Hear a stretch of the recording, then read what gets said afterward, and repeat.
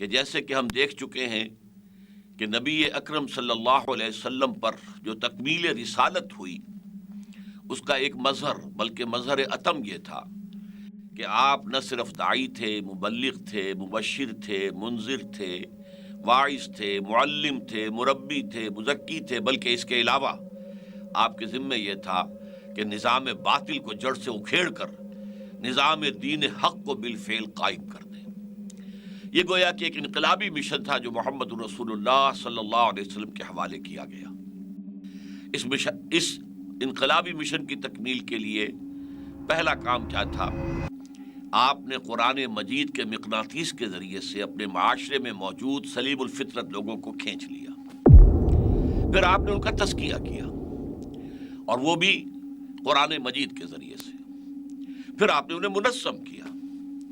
پہلی جو تنظیم کی بنیاد تھی وہ ایمان بالرسالت، ایمان بالنبوت، اور پھر اس کے بعد آپ نے دوسری اساس بیعت، اور یہ دوسری اساس جو ہے اگرچہ حضور کو اس کی چندہ ضرورت نہ تھی، لیکن آپ نے یہ جو انسٹیٹیوشن آف بیعہ ہے اس کو اس لیے اختیار کیا تاکہ بعد میں جب کبھی ایسی اگر جد و جہد ہوگی جیسی کہ ہونی ہے اس عالم کے ختم ہونے سے پہلے، دنیا کے خاتمے سے پہلے، دنیا میں نظام دین حق کو پوری دنیا میں غالب ہونا ہے، تو جو جد و جہد ہوگی اس وقت کوئی نبی نہیں ہوں گے، کوئی رسول نہیں ہوں گے، بلکہ یہ کہ عام امتی جو ہیں حضور کے، ان کے ذریعے سے یہ کام ہوگا۔ لہذا اس کے لیے تنظیم کی بنیاد بیعت کی شکل میں خود حضور نے فراہم کر دی۔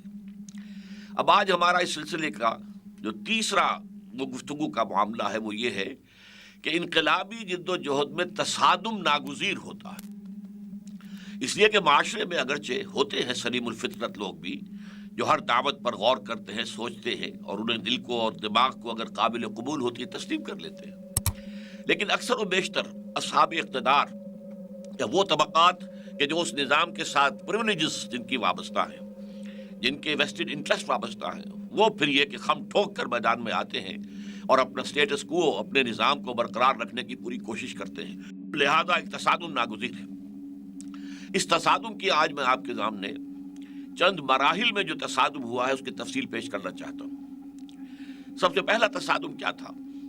جیسے ہی حضور نے دعوت شروع کی لا الہ الا اللہ کی، کوئی معبود نہیں ہے سوائے اللہ کے، تمہارے یہ سارے معبود جھوٹے ہیں، تم جو ہے یتیم کو دھکے دیتے ہو، تم مسکین کو کھانا نہیں کھلاتے، تم نماز کی روح کو بھلا بیٹھے ہو، اور صرف ریاکاری کے لیے تم نیک کام کرتے ہو۔ یہ ساری تنقیدیں جب سامنے آئی ہیں، اس نے اس نظام کے جو سربراہ لوگ تھے انہیں ایک دم جو ہے بھوچکا سا کر دیا، اور وہ حیران ہو گئے۔ اور ان کا پہلا رد عمل کیا تھا کہ اس کو محمد کو صلی اللہ علیہ وسلم فداہ آباؤنا و امہاتنا چٹکیوں میں اڑاؤ۔ چنانچہ کہنا شروع کیا گیا یہ پاگل ہو گئے، ان کا دماغ خراب ہو گیا، یہ مجنون ہو گئے، ان پر جن کا سایہ ہو گیا، یا یہ کہیں سے سحر سیکھ کر آ گئے، ساحر ہو گئے، یا سحر زدہ ہیں، مسحور ہیں۔ یہ بھی کہا گیا انہوں نے ایک عجمی غلام اپنے گھر میں کوٹڑی میں بند کیا ہوا ہے جو پچھلی کتابوں کا عالم ہے، تورات اور انجیل کا، اس سے یہ ڈکٹیشن لیتے ہیں، آ کر ہم پر دھوس جماتے ہیں کہ یہ مجھ پر وحی آئی ہے۔ آپ کو کذاب تک کہا گیا، ساحر کذاب۔ یہ ساری وربل پرسیکیوشن، زبانی ایذا رسانی تھی صرف ابتدا میں۔ ابھی وہ نہیں سمجھے تھے کہ واقعتاً یہ مشت غبار جسے ہم سمجھ رہے ہیں تو بڑا طوفان بن جائے گا۔ انہوں نے سمجھا تھا کہ اگر جو ول ہے، قوت ارادی ہے محمد کی صلی اللہ علیہ وسلم، اسے کل کر دیا جائے، قوت ارادی کو ختم کر دیا جائے تو یہ ساری چیز ختم ہو جائے گی۔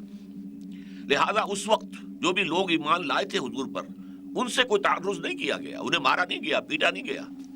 ساری پرسیکیوشن جو تھی وہ حضور کی ذات پر مرکوز تھی اور وربل تھی، زبانی۔ البتہ جب چوتھا سال شروع ہوا ہے، چوتھا سال نبوت یعنی وحی کے آغاز کے بعد چوتھا سال، اور انہوں نے دیکھا کہ یہ دعوت جو ہے یہ تو پھیل رہی ہے، محمد صلی اللہ علیہ وسلم کے عزم میں، ان کے ثبات میں، ان کے استقلال میں تو کوئی کمی نہیں آئی، ہمارا یہ وار تو اوچھا گیا ہے۔ تو اب انہوں نے خاص طور پر جب دیکھا کہ یہ تو یوں سمجھیے کہ بارود کے جو گودام ہمارے ہیں وہاں تک یہ چنگاری جا رہی ہے۔ ایک تو ہمارے جو غلام ہیں ابھی تک تو صابر و شاکر تھے اپنی قسمت پر، لیکن اب جو وہ ہے وہ محمد کے گرد جمع ہو رہے ہیں صلی اللہ علیہ وسلم۔ یہ اگر اٹھ کھڑے ہوئے تو ہمارے لیے بہت بڑی مصیبت ہو جائے گی، اور ہمارے نوجوان وہ کھینچے جا رہے ہیں، وہ محمد صلی اللہ علیہ وسلم کے گرد جمع ہو رہے ہیں۔ تو یہ تو دو گودام ہیں بارود کے، ان تک چنگاری پہنچے گی تو بھگ سے اٹھے گا، ہمارا معاشرہ اڑ جائے گا۔ لہذا انہوں نے طے کیا کہ جو ایمان لائیں انہیں مارو، انہیں پیٹو، انہیں گھروں کے اندر زنجیروں سے باندھ کر جکڑ کر ڈال دو، کھانا پینا کچھ نہ دو، بھوکے رکھو۔ یعنی آپ کہیں گے جدید الفاظ میں فزیکل پرسیکیوشن اینڈ ٹارچر کا دور شروع۔ یہ کام حضور کے ساتھ وہ نہیں کر سکتے تھے، اس لیے کہ حضور بنو ہاشم کے ایک معزز فرد تھے، اور بنو ہاشم کے سردار ابو طالب تھے، اور ابو طالب کو حضور سے انتہائی محبت تھی، تو وہ کور کر رہے تھے، وہ گویا کہ پشت پناہی کر رہے تھے۔ حضور پر اس طرح کی کوئی دسترازی ممکن نہیں تھی۔ اسی طریقے سے جو اور اونچے گھرانوں کے لوگ، بڑے لوگ ایمان لائے، ان پر بھی نہیں کر سکے۔ لیکن یہ ہے کہ نوجوانوں پر جو ہے انہوں نے، ظاہر بات ہے نوجوان تو باپ کو پورا حق ہے، یا باپ مر گیا تو چچا کو پورا حق ہے، تایا کو پورا حق ہے، جس طرح چاہے اپنے بھتیجے کے ساتھ سلوک کرے۔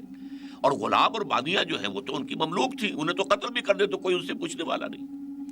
لہذا یہ دور آیا ہے جو شدید پرسیکیوشن کا تھا۔ پہلا دور جس کا میں نے تذکرہ کیا، اس کے حوالے سے، اس کے نسبت سے میں نے دو آیتیں آپ کو سنائیں۔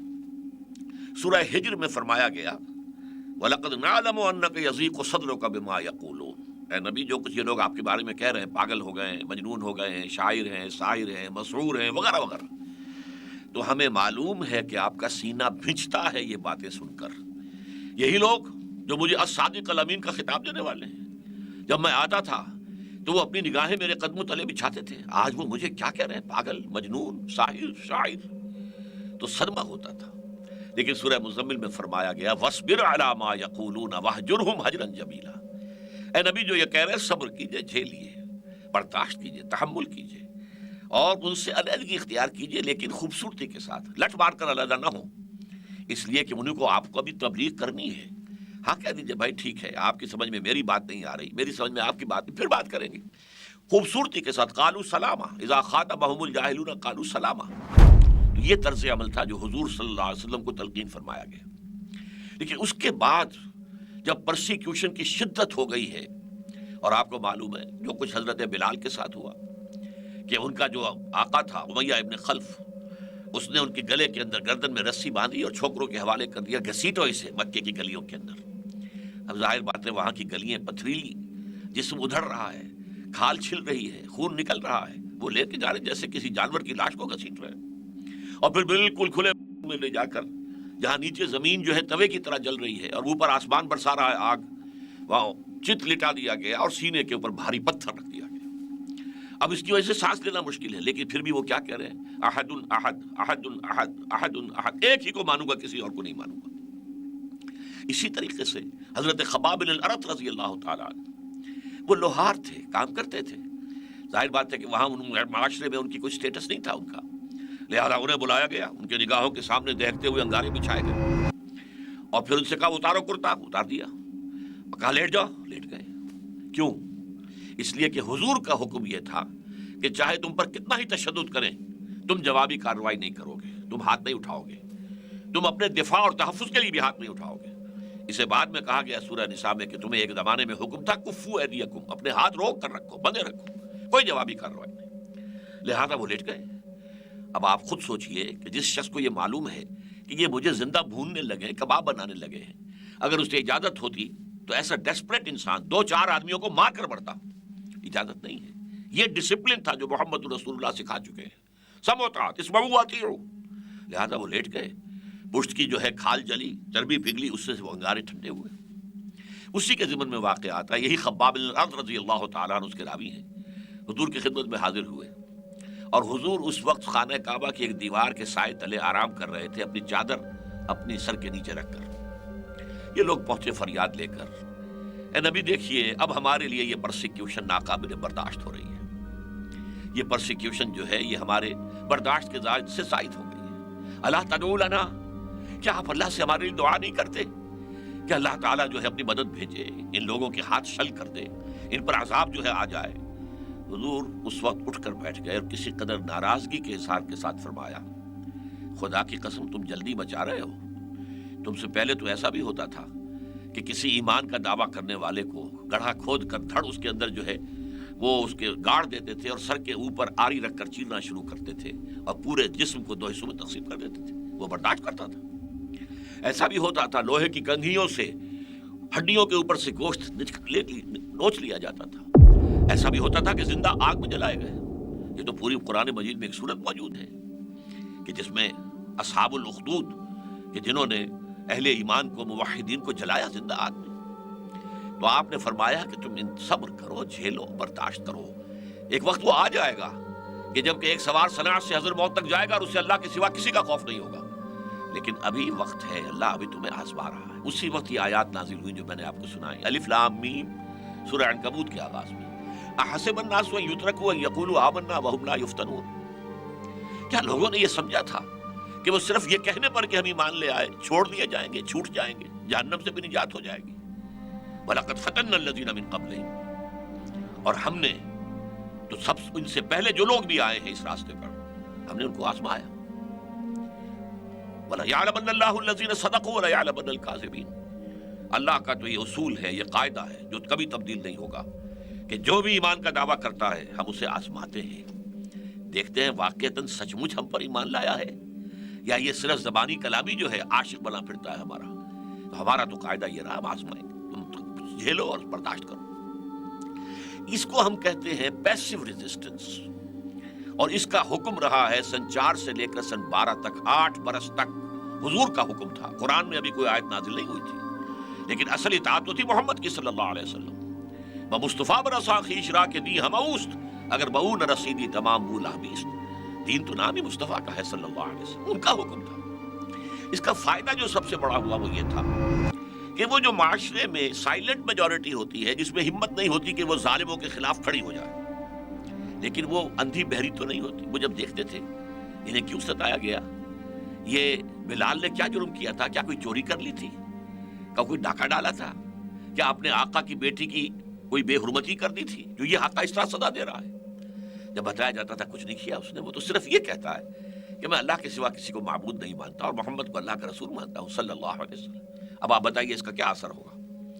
لوگوں کے دلوں میں ان کی ہمدردیاں پیدا ہو رہی ہیں. بھائی خباب بن ارد کے ساتھ عجیب معاملہ کیا ہے لوگوں نے، یہ کیا ہوا، کیوں کیا؟ بھائی کوئی نہیں، کوئی اس کا جرم نہیں، سوائے اس کے کہ وہ کہتا ہے کہ میں ایک ہی معبود کو مانتا ہوں، لا الہ الا اللہ، اور میں محمد کو صلی اللہ علیہ وسلم اس کا رسول مانتا ہوں. بس اس سے عوام کے اندر ہی اندر ہمدردیاں جو ہیں وہ حضور اور صحابہ کے ساتھ ہوتی چلی گئی.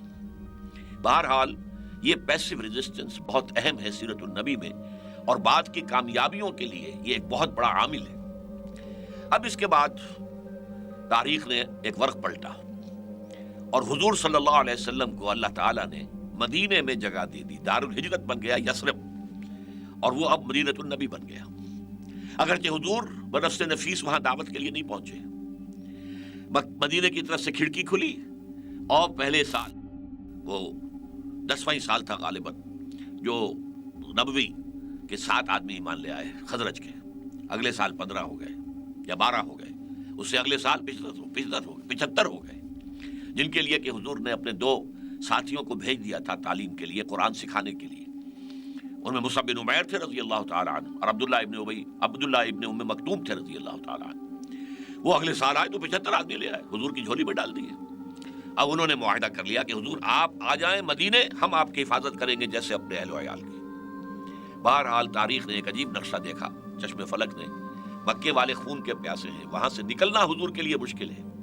3 دن 3 شب و روز غار ثور میں آپ چھپے رہے ہیں صلی اللہ علیہ وسلم، اور حضرت ابو بکر تھے رضی اللہ تعالیٰ عنہ. اور اس کے بعد بھی جیسے شکاری کتے ہوتے ہیں ایسے ہی کھوجی پھر رہے تھے، کیونکہ اعلان کر دیا گیا تھا جو محمد کو زندہ یا مردہ لے آئے صلی اللہ علیہ وسلم اسے 100 اونٹ ملے. ادھر مدینے میں استقبال کی تیاریاں ہو رہی ہیں، کوئی 300 میل کا فرق ہے صرف، اور وہاں پر لوگ بار بار آ کر روزانہ آتے ہیں، صبح سے شام تک انتظار کرتے ہیں کہ حضور کب پہنچے. تو وہاں پر وہ آپ کا یہ داخلہ جو ہو رہا ہے وہ بے تاج بادشاہ کی طرح ہو رہا ہے. لہٰذا اب یہاں مدینے سے جہاں اللہ تعالیٰ نے تمکن عطا کر دیا حضور کو، آپ کو ایک حیثیت عطا کر دی، آپ بے تاج بادشاہ بن گئے، تو اب آپ نے یہاں سے کفر اور شرک اور نظام باطل کے خلاف اقدام شروع کیا. وہ اقدام کیا تھا؟ 6 مہینے تو آپ نے لیے، جس کو میں کہا کرتا ہوں انٹرنل کنسولیڈیشن. 6 مہینے میں آپ نے مسجد نبوی تعمیر کرائی. نمبر 1 مرکز وجود میں آ گیا. نمبر 2 آپ نے مہاجرین اور انصار کے درمیان مواخات کرا دی، ایک انصاری ایک مہاجر بھائی بھائی۔ نمبر 3، جو 3 قبیلے یہود کے تھے ان کو ایک معاہدے میں جکڑ لیا، جوائنٹ ڈیفنس آف مدینہ۔ اسے خام خواہ میثاق مدینہ کو دستور کہہ دیا گیا ہے، وہ کوئی اسلامی ریاست کا دستور نہیں تھا۔ It was actually a joint defence packet کہ اگر مدینہ پر باہر سے کوئی حملہ ہوا تو پھر مسلمان اور یہودی مل کر دفاع کریں گے۔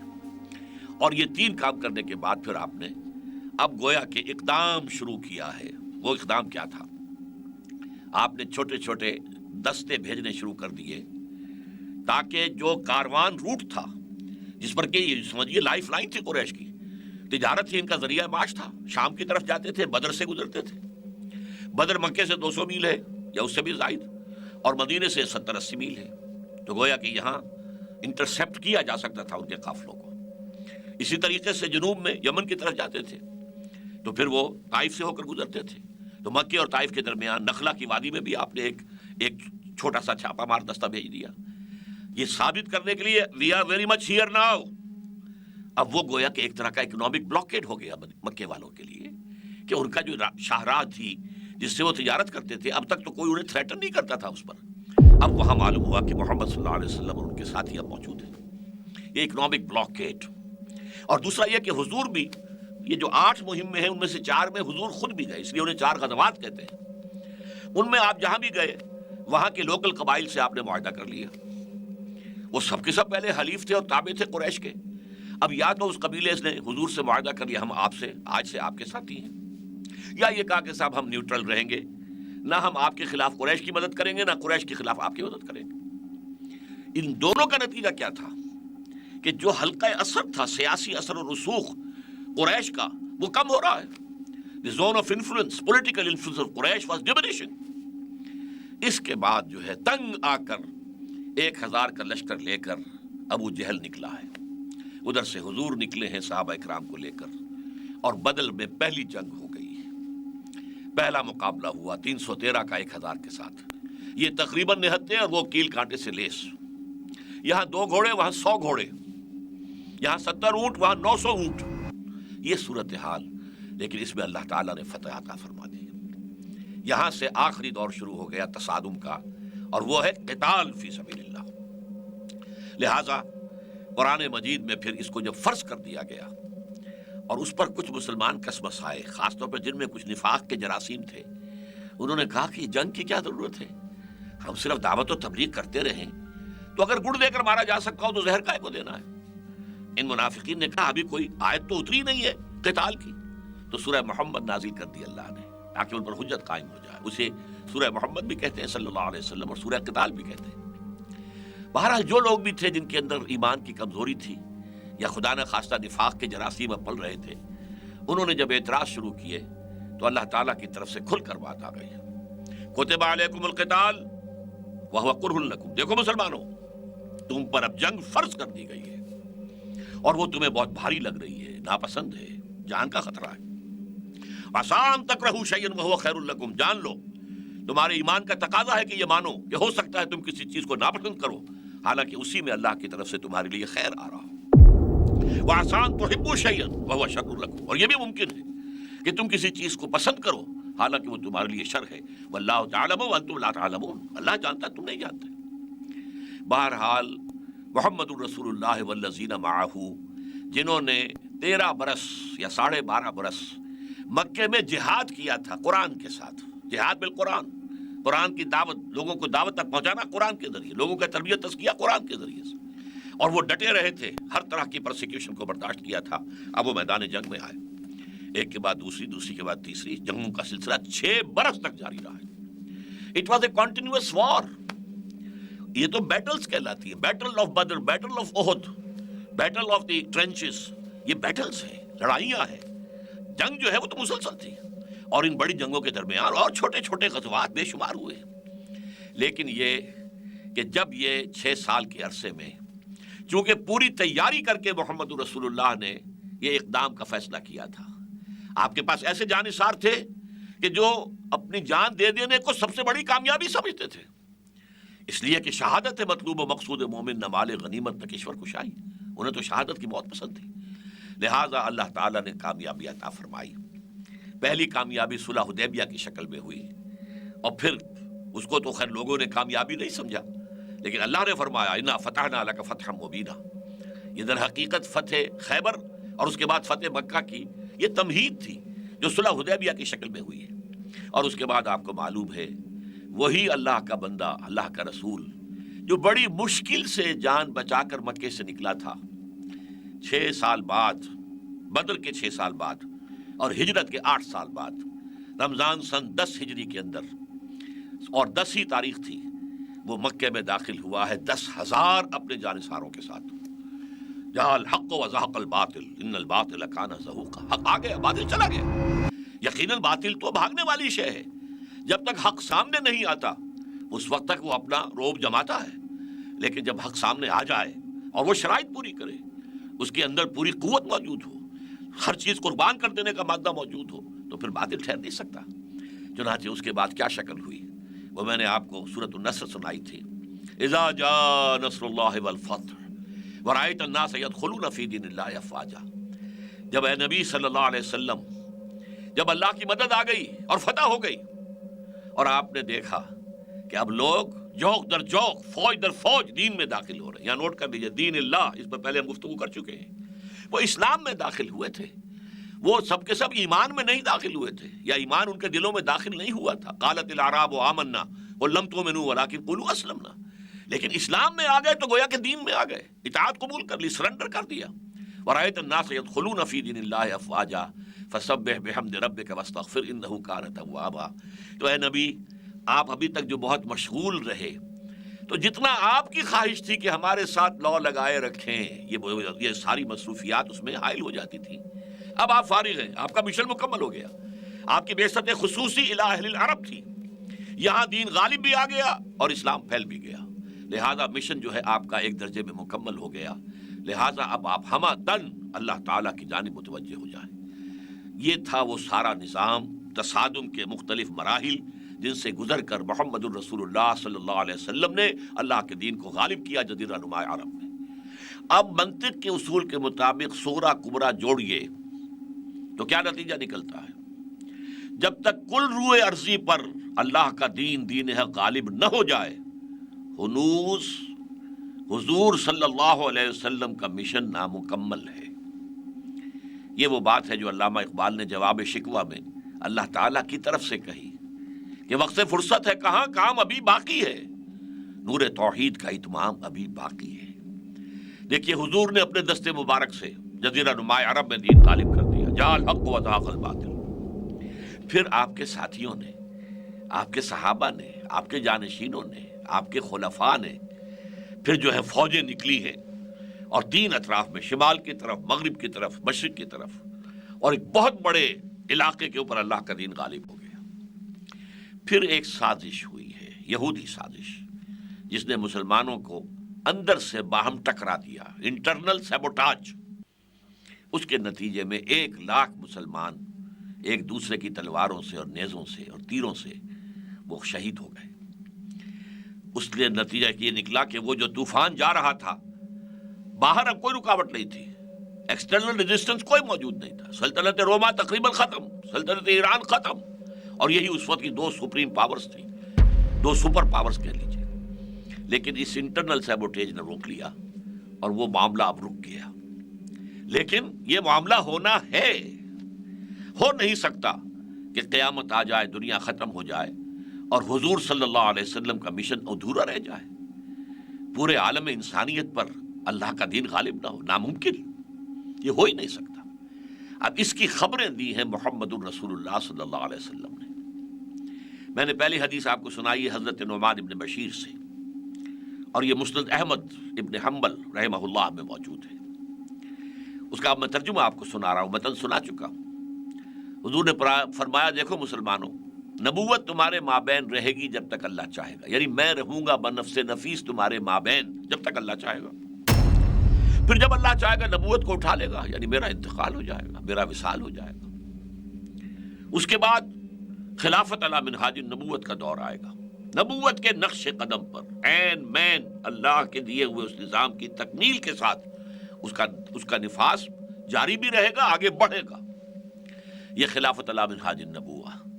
لیکن یہ بھی ہمیشہ کے لیے نہیں ہوگا، یہ بھی جب تک اللہ چاہے گا رہے گا، پھر اللہ اسے بھی اٹھا لے گا.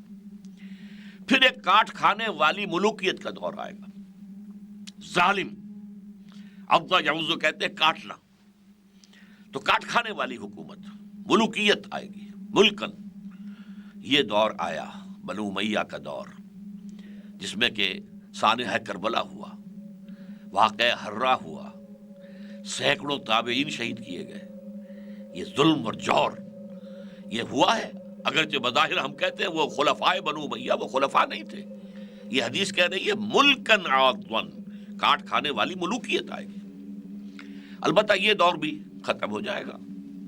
پھر ایک چوتھا دور آئے گا ملکن جبرین، مجبوری والی ملوکیت. اب میں نہیں کہہ سکتا کہ اس وقت صحابہ کرام نے اس کا کیا مطلب سمجھا ہوگا. آج ہمارے سامنے ہے کہ پہلے کم سے کم بادشاہ جو تھے مسلمان تو تھے، چاہے ظالم تھے، چاہے شرابی تھے، جو بھی تھے، لیکن مسلمان تو تھے، اچھے بھی تھے. بہت اچھے بادشاہ ہوئے، اورنگزیب عالمگیر ہندوستان میں ہوئے، اور بھی بہت اچھے اچھے بادشاہ ہوئے. لیکن یہ کہ مسلمان تو تھے، کلمہ گو تو تھے، محمد کے امتی تو تھے صلی اللہ علیہ وسلم. اس کے بعد وہ دور آیا غلامی والا دور. ایک دور آیا کہ ہم ملکہ وکٹوریہ کے غلام ہو گئے، کہیں ہسپانویوں کے غلام ہو گئے، کہیں فرانسیسیوں کے غلام ہو گئے، کہیں پورچوگیز کے غلام ہو گئے، کہیں اسپینیئرز کے غلام ہو گئے، کہیں اٹلی کے غلام ہو گئے. یہ تھا ملوکیت جبر والی، ملوکیت کہ جو مجبوری والی ہے، یہ غلامی کا دور تھا. یہ بظاہر ختم ہو چکا ہے، حقیقتاً ختم ابھی نہیں ہوا. یہ دور اس اعتبار سے تو ختم ہو گیا، انگریز چلا گیا، فرانسیسی چلے گئے، ولندیزی چلے گئے، ہسپانوی چلے گئے، اطالوی چلے گئے، یہ چلے گئے. لیکن اپنے پیچھے جن کو تعلیم و تربیت دے کر چھوڑ کر گئے اور جنہیں حکومت دے کر گئے، وہ در حقیقت انہی کے فکر میں، انہی کی سوچ میں، انہی کی تہذیب کے اندر لگے ہوئے لوگ تھے. لہذا بائی پروکسی ابھی انہی کی حکومت چل رہی ہے. ابھی ہم غلام ہیں، ذہناً غلام ہیں، تہذیب کے اعتبار سے غلام ہیں، علم کے اعتبار سے غلام ہیں، ٹیکنالوجی کے اعتبار سے غلام ہیں، معاشیات کے اعتبار سے غلام ہیں. اگرچہ ڈائریکٹ کہیں یہ نہیں ہے کہ ان کی حکومت ہو، انگریزوں کی حکومت ہو یا فرانسیسیوں کی. تو گویا کہ یہ چوتھا دور آدھا ختم ہوا ہے ابھی، لیکن یہ پورا بھی ختم ہوگا. اس کی خبر دی ہے محمد الرسول اللہ صلی اللہ علیہ وسلم نے کہ یہ بھی ختم ہو جائے گا، جب چاہے گا اللہ ختم ہو جائے گا. ثم تکون خلافۃ علی منہاج النبوہ، پھر دوبارہ دنیا کے اندر خلافت علی منہاج النبوت کا دور آئے گا. یوں سمجھیے کہ نوع انسانی اب قریب ہے اس آخری پانچویں دور کے. اگرچہ اس کے لیے ظاہر بات ہے مسلمانوں کو قربانیاں دینی ہوگی، محنتیں کرنی ہوگی. محنت وہی جو صحابہ کرام نے اور حضور نے کی ہے، قربانیاں وہی جو حضور نے اور صحابہ نے دی ہے. وہ محنت اور مشقت سے ہوگا. اور اسی لیے میں نے کہا تھا کہ حضور نے اپنا عظیم انقلاب انسانی سطح پر جد و جہد کے ذریعے سے برپا کیا. اگر معجزے ہوتے تو ہم یہ کہہ کر بری ہو جاتے جی وہ تو انہوں نے یہ کام کیا، تو وہاں تو قدم قدم پر معجزہ تھا. وہاں تو بھوک لگتی تھی تو من و سلوہ اتر جاتا تھا، دھوپ ستاتی تھی تو ابر کا جو ہے بادل ساتھ کے ساتھ چلتا تھا. ہم کیسے کر سکتے ہیں؟ ہم تو انسان ہیں، ہم تو زیادہ بھوک برداشت نہیں کر سکتے. یہ تو معجزوں کے ذریعے سے ہوا ہے. حضور نے کیا کیا؟ میں نے جیسا کہ بتا چکا ہوں تفصیل سے، معجزہ شق القمر ہے، اس میں کوئی حق ہے، اس میں کوئی شک نہیں. لیکن سب سے بڑا معجزہ قرآن ہے اور وہ دے کر گئے آپ. حضرت موسیٰ کا معجزہ اسی وقت تک معجزہ تھا، وہ لاٹھی جو تھی حضرت موسیٰ کی، جب حضرت موسیٰ کے ہاتھ میں تھی، بعد میں تو وہ ایک لٹھیا رہ گئی، اس کے سوا کچھ بھی نہیں. تو اس اعتبار سے اب ہمیں وہی کام کرنا ہوگا تب جا کر. لیکن خبر دی ہے حضور نے کہ آئے گا دور خلافت علی منہاج النبوہ. اور ظاہر بات ہے کہ حضور کے بارے میں جیسے ایک حدیث میں آیا ہے، حضرت عبداللہ ابن مسعود کی حدیث ہے متفق علیہ، کہ وَهُوَ الصادق المصدوق. دیکھو میں تمہیں محمد رسول اللہ کی بات سنانے چلا ہوں، جان لو وہ الصادق ہیں، المصدوق ہیں، وہ سچے ہیں اور ان کی سچائی پر خود اللہ گواہ ہے. تو انہوں نے ہی فرمایا ہے کہ 4 ادوار کے بعد، جن میں سے چوتھا میں نے کہا ہے آدھا گزر چکا ہے، ڈائریکٹ جو ان کا ہمارے اوپر حکومت تھی، ڈائریکٹ غلامی وہ ختم ہو گئی ہے. ان ڈائریکٹ غلامی ابھی باقی ہے، لیکن یہ بھی ختم ہوگا دور. اور اس کے بعد اللہ کی طرف سے منہاج محمدی پر اسی خلافت کا نظام دوبارہ قائم ہوگا۔ دو مزید حدیثیں میں نے آپ کو بتائیں، یہ تو ابھی اس حدیث سے معلوم ہوا کہ خلافت علی منہاج النبوت کا دور آئے گا۔ دو حدیثیں بتاتی ہیں کہ یہ اب ہوگا گلوبل، جیسے آج آپ سمجھ رہے ہیں دنیا میں نعرے لگ رہے ہیں گلوبلائزیشن، دنیا سکڑ کر چھوٹا سا ایک گاؤں بن گئی ہے، گلوبل ولیج۔ جیسے new world order, first Gulf war جو ہوئی تھی، اس کے بعد یہ جو موجودہ صدر ہے امریکہ کا بش، اس کے والد نے کہا تھا اب نیو ورلڈ آرڈر شروع ہوگا۔ اس سے پہلے انہوں نے یہ لفظ اپنے منہ سے نہیں نکالا تھا۔ وہ چاہتے پوری دنیا کی ایک ریاست قائم ہو۔ ہم بھی کہتے ہیں پوری دنیا کی ایک ریاست قائم ہوگی، لیکن وہ نیو ورلڈ آرڈر نہیں ہوگا جو حقیقت کے اعتبار سے جیو ورلڈ آرڈر ہے، بلکہ جسٹ ورلڈ آرڈر ہوگا اسلام کا۔ یہ خلافت علی منہاج النبوت کا اب جب نظام آئے گا تو اس کی وسعت کیا ہوگی؟ میں نے دو حدیثیں آپ کو سنائیں۔ ایک حضرت ثوبان رضی اللہ تعالیٰ عنہ جو حضور کے غلام تھے، آپ نے آزاد کر لیا تھا۔ ایسے شخص کو عرب میں مولا کہتے تھے، ان ثوبانہ مولا رسول اللہ صلی اللہ علیہ وسلم۔ حضور نے فرمایا کہ اللہ نے میرے لیے ساری زمین کو لپیٹ دیا یا سکیڑ دیا۔ فرائے تو مشارقہا و مغاربہا، میں نے اس کے سارے مشرق دیکھ لیے، سارے مغرب دیکھ لیے۔ اور سن رکھو، میری امت کی حکومت ان تمام علاقوں پر قائم ہو کر رہے گی جو مجھے زمین کو سکیڑ کر یا لپیٹ کر دکھا دیے گئے۔ اور یہ حدیث جو ہے یہ مسلم شریف کی ہے۔ حدیث کے جو معتبر ترین اور معتمد علیہ ترین دو مجموعے ہیں، صحیح بخاری، صحیح مسلم، یہ صحیح مسلم کی حدیث ہے۔ دوسری حدیث پھر مسند احمد ابن حنبل کی ہے رحمہ اللہ، یہ حضرت مقداد ابن الاسود سے ہے رضی اللہ تعالی عنہ۔ یہی ہے وہ صحابی جنہوں نے غزوہ بدر سے پہلے جب حضور نے ایک مجلس سے مشاورت منعقد کی تھی تو کہا تھا حضور ہمیں موسیٰ کے ساتھیوں پر قیاس نہ کیجئے، جنہوں نے کہہ دیا تھا جاؤ موسیٰ تم اور تمہارا رب جا کر جنگ کرو، ہم یہیں بیٹھے ہیں، ہم محمد کے صحابی ہیں صلی اللہ علیہ وسلم۔ آپ اشارہ کیجئے، آپ اگر ہمیں کہیں گے ہم برق الغماد تک جا پہنچیں گے، اپنی اونٹنیوں کو دبلا کر دیں گے، آپ اشارہ تو کیجئے۔ کیا عجب کہ اللہ تعالیٰ آپ کو ہمارے ذریعے آنکھوں کی ٹھنڈک عطا فرمائے۔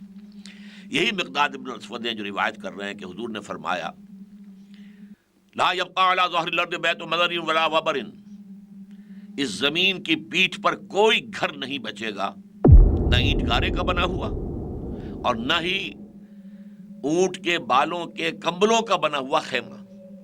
دنیا میں دو ہی طرح کی آبادیاں، سیٹلڈ سویلائزیشن، شہروں میں رہتے ہیں لوگ، یا پھر نومیڈز ہیں، ان کے جو ہوتے ہیں وہ خیمے ہوتے ہیں۔ وہ خیمے جو ہے ابھی انہوں نے یہاں لگا رکھے ہیں، یہاں بارش ہوئی تھی، یہاں جو ہے رویدگی ہے، گھاس ہے، چارہ ہے، اپنے جانوروں کو یہاں چرا رہے ہیں۔ اب یہاں ختم ہو گیا تو کہیں اور جا رہے ہیں۔ یہ نومیڈس اور سیٹل سویلائزیشن دونوں کا آپ نے کہا بیت وبر ولا مدر الا ادخلہ اللہ کلمۃ الاسلام، مگر یہ کہ اللہ اس گھر یا خیمے میں کلمہ اسلام داخل کر کے رہے گا، اور یہ داخلہ دو طریقوں میں سے ایک پر ہوگا، بعز عزیز او ذل ذلیل، یا تو عزت والے کے اعزاز کے ساتھ، جو عزت کا حقدار ہوگا اس کے اعزاز کے ساتھ، اور یا کمزور کے، ذلیل کے مغلوب ہو جانے کے نتیجے میں۔ اور اس کی پھر وضاحت کر دی، اما یا تو ایسا ہوگا یعزہم اللہ، اللہ انہیں اعزاز دے گا، وَيَجْعَلُونَهُمْ فِي أَهْلِهِ، اسلام والوں میں داخل کر دے گا، یعنی وہ اسلام بھی لے آئیں گے، ان کے گھروں میں اسلام داخل بھی ہو گیا، تو اسلام کا اعزاز انہیں بھی نصیب ہو گیا، جیسے سورہ منافقون میں فرمایا گیا وَلِلَّهِ الْعِزَّةُ وَلِرَسُولِهِ وَلِلْمُؤْمِنِينَ وَلَكِنَّ الْمُنَافِقِينَ لَا يَفْقَهُونَ، لا يعلمون۔ عزت تو اللہ کے لیے، اس کے رسول کے لیے اور اہل ایمان کے لیے۔ تو جو لوگ ایمان لے آئیں گے گھر والے، جو لوگ ایمان لے آئیں گے خیموں والے، ان کے گھروں میں بعز عزیز، قابل عزت لوگوں کے اعزاز کے ساتھ اسلام داخل ہوگا، انہیں بھی عزت حاصل ہوگی۔ اور اللہ تعالیٰ جو ہے یذلہم اللہ، اللہ انہیں ذلیل کر دے گا، وہ مغلوب ہو جائیں گے، فیدینون لہ، تو وہ اسلام کے دین کو قبول کرنے پر مجبور ہو جائیں گے۔ یہ وہی لفظ دین ہے جو میں نے اس سے پہلے بھی کہا ہے کہ چاہے وہ اسلام قبول نہ کریں لیکن نظام کے اندر اگر آ گئے ہیں، نظام کو تسلیم کر لیا، تو گویا کہ دین جو ہے وہ تو ان کو سامنے، اس کا دین جو ہے ان کے گھر میں بھی داخل ہو گیا، لیکن وہ بدبخت جو ہیں وہ اللہ کی طرف سے اعزاز سے محروم رہ جائیں گے۔ اس پر حضرت مقداد نے کہا اپنے دل میں، بعد میں اس روایت میں بھی الفاظ آئے وَيَكُونَ الدِّينُ كُلُّهُ لِلَّهِ، کہ اچھا یہ جب ہو جائے گا تو پھر گویا کہ وہ بات جو سورہ انفال میں آئی ہے وہ پوری ہو جائے گی۔ سورہ انفال کی آیت کیا تھی؟ وَقَاتِلُوهُمْ حَتَّى لَا تَكُونَ فِتْنَةٌ وَيَكُونَ الدِّينُ كُلُّهُ لِلَّهِ۔ اے مسلمانوں، اب جب کہ قتال کا مرحلہ شروع ہو گیا ہے، نبی اکرم صلی اللہ علیہ وسلم کی انقلابی دعوت اور تحریک کا مرحلہ آخری قتال شروع ہو چکا ہے، اب یہ جنگ جاری رہے گی جب تک کہ پورا کا پورا دین اللہ کے لیے نہ ہو جائے، اور یہ ہو کر رہے گا۔ یہ ہے وہ دین حق جس کے غلبے کے لیے قتال کیا گیا۔ چنانچہ ایک بات اور نوٹ کر لیجئے، چونکہ میں نے آپ سے کہا تھا حضور کی ایک بعثت خصوصی تھی الی اہل العرب، ایک بعثت عمومی ہے پوری دنیا کی طرف، تو بعثت خصوصی کے فرائض آپ نے ادا کر دیے، پورے عرب میں اسلام پھیل گیا، پورا عرب جو ہے اللہ کے دین میں داخل ہو گیا، اللہ کا دین غالب ہو گیا۔ اب آپ کی بعثت کا جو دوسرا حصہ ہے بعثت عمومی الی جمیع الناس، اس کا دور شروع ہوا ہے، اور اس دونوں ادوار کے درمیان جو ہے سورہ توبہ جو ہے یہ گویا کہ ایک حد بناتی ہے۔ پہلے 5 رکوعوں میں بعثت اول کی تکمیل کا اعلان ہے، اس کے بعد کے 11 رکوعوں میں غزوہ تبوک کا ذکر ہے، جو کہ در حقیقت آپ کی بعثت عمومی جو ہے اس کے ضمن میں اقدام ہوا ہے، اور وہاں 2 چیزیں کہہ دی گئیں جن کو بہت سے لوگ نہیں سمجھتے۔ مشرکین عرب کے لیے حکم دے دیا گیا یا ایمان لاؤ اور یا قتل کر دیے جاؤ گے، اس لیے کہ حضور تم میں سے تھے، حضور نے تم پر اتمام حجت یا قطع عذر آخری درجے میں کر دی، اب اگر ایمان نہیں لاتے تو تمہیں اسی طرح ہلاک کر دیا جائے گا جیسے قوم نوح کو کیا گیا، قوم ہود کو کیا گیا، قوم صالح کو کیا گیا، سدوم اور عمورہ کی بستیوں کو کیا گیا، قوم شعیب کو کیا گیا، آل فرعون کو کیا گیا۔ اب یہ ہے کہ مسلمانوں کی تلواروں کے ذریعے سے تمہارا قلع قبع کر دیا جائے گا۔ یہ 6 آیتیں ہیں سورہ توبہ کی ابتدائی، اور لیکن اس کے بعد ساتھ یہ اعلان کر دیا، ہاں مشرکین ان کے ساتھ تو یہ معاملہ ہے، لیکن جو اہل کتاب ہیں، جو یہودی ہیں، نصرانی ہیں، ان کے ساتھ یہ معاملہ نہیں ہے۔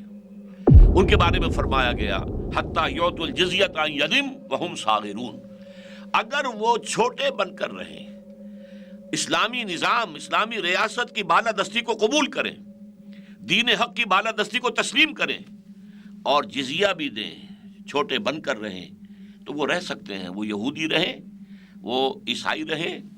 اور یہی حکم پھر بعد میں چلا ہے پوری دنیا میں۔ ایران فتح ہو گیا، کسی کو جبراً مسلمان نہیں بنایا گیا، جو مسلمان ہو گئے، نہیں ہوئے تو ظاہر بات ہے کہ وہ جزیہ دیں گے اور ریاست اسلام کی دین حق کی بالادستی کو تسلیم کریں گے، رہیں مجوسی رہیں۔ اسی طریقے سے ہندوستان فتح کیا گیا، کسی ہندو کو جبراً مسلمان نہیں بنایا گیا، تم رہ سکتے ہو ہندو، لیکن تمہیں اسلام کی بالادستی قبول کرنی پڑے گی، دین حق کا غلبہ ہوگا۔ اس کے بعد سے جو ہے وہ دور شروع ہوا جس کا میں اشارہ کر چکا ہوں کہ پھر صحابہ کرام کی فوجیں نکلی، اور ایک حد تک تو ان کی کامیابی جو ہے وہ تاریخ کے اندر بڑی مثالی کامیابی ہے، لیکن اس کے بعد اس کا پروسیس جو ہے وہ رکا اور پھر ریورس ہوا۔ خود عالم اسلام کے اندر بھی وہ اسلام کے پورے دین کی عمارت جو ہے وہ رفتہ رفتہ گرنی شروع ہوئی۔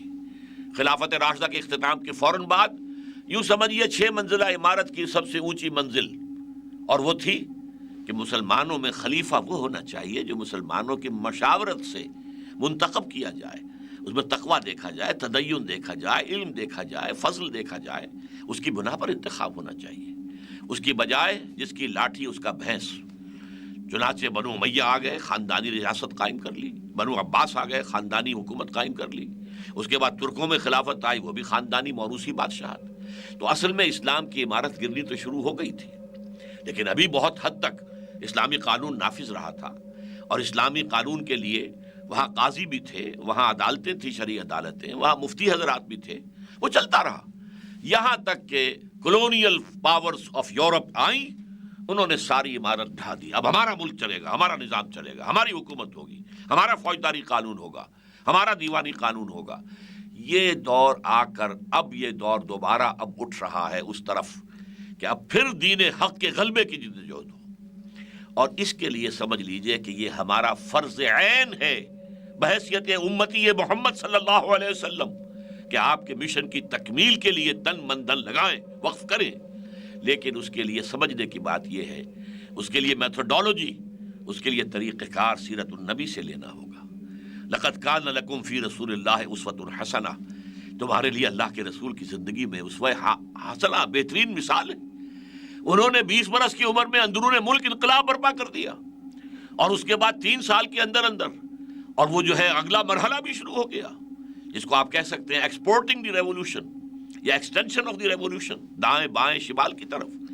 تو یہ جو جس طریقہ کار سے کیا تھا، چنانچہ امام مالک رحمۃ اللہ علیہ فرماتے ہیں لا یصلح آخر هذه الامہ الا بما صلح به اولها، اس امت کے آخری حصے کی اصلاح نہیں ہو سکے گی مگر اسی طریقہ کار پر عمل پیرا ہو کر جس پر پہلے حصے کی اصلاح ہوئی تھی۔ اب یہ پہلا اور آخری اس حدیث کی روح سے سمجھ لیجئے، حضور نے فرمایا میرا دور، پھر خلافت علی منہاج النبوہ۔ امت کی تاریخ کا پہلا دور کیا ہے؟ خلافت علی منہاج النبوہ، خلافت راشدہ۔ آخری دور پھر آئے گا ثم تکون خلافت علی منہاج النبوہ۔